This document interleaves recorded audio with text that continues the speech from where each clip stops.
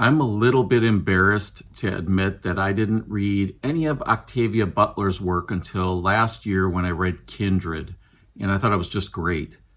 But I just finished Parable of the Sower, and let me tell you, this was excellent. A 5-star read. It's post-apocalyptic, dystopian, in a California and America that's just completely broken down in almost every way. The government is not really functioning almost at all. If you want police or fire service, you have to pay them, and often it involves corruption. There is cannibalism, people starving. There's all sorts of bands of hoodlums running around looking to kill and steal and destroy. And then there are little pockets of civilizations or neighborhoods. And the main character in this book is Lauren. She grows up in such a pocket. I think it's just a cul-de-sac with a wall around it and a gate. And her father is a preacher, and he seems to be the leader of this community. And it's relatively well cared for, safe, and mostly democratic. Lauren has some special insight and abilities. She's also very spiritual, and she has some ideas and eventually starts to write them down and keep them to herself at first.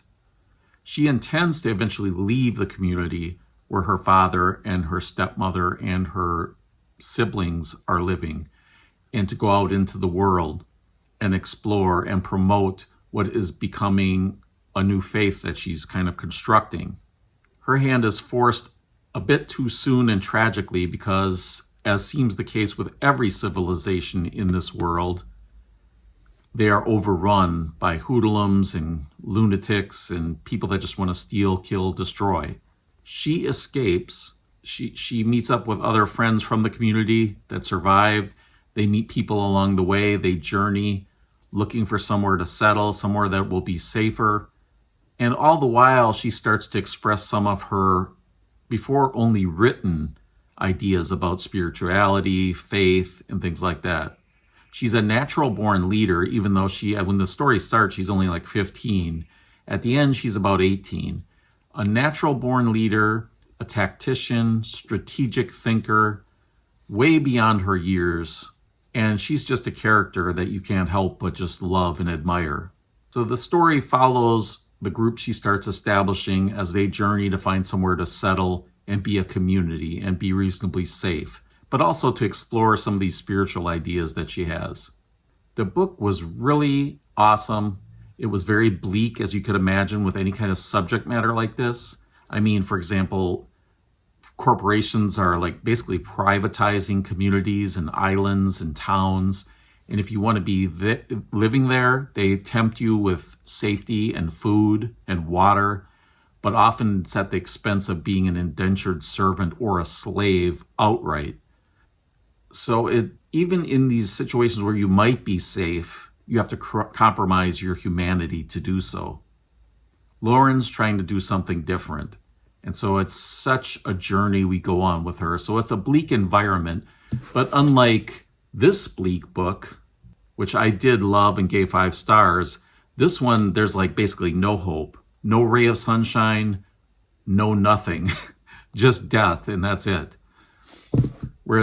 And this one I gave 5 stars, and they're both great, but this one offers you at least that sliver of hope, that insight into possible faith, that thought that there could be something more important that guides us.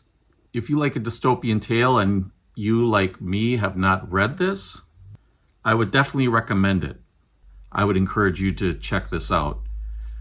I've said in comments about this book while reading it that I'm just hoping it's only a parable and not a prophecy of things to come. But I do think the author is certainly warning us about many things. The fact that this story takes place in 2024 through like 2027, and the condition of the world in general right now, is definitely very creepy and brings this home more than it maybe would otherwise. Have you read Parable of the Sower? Got any recommendations about what I should read next by her? I was thinking maybe Dawn. Let's talk about all of this and more in the comments.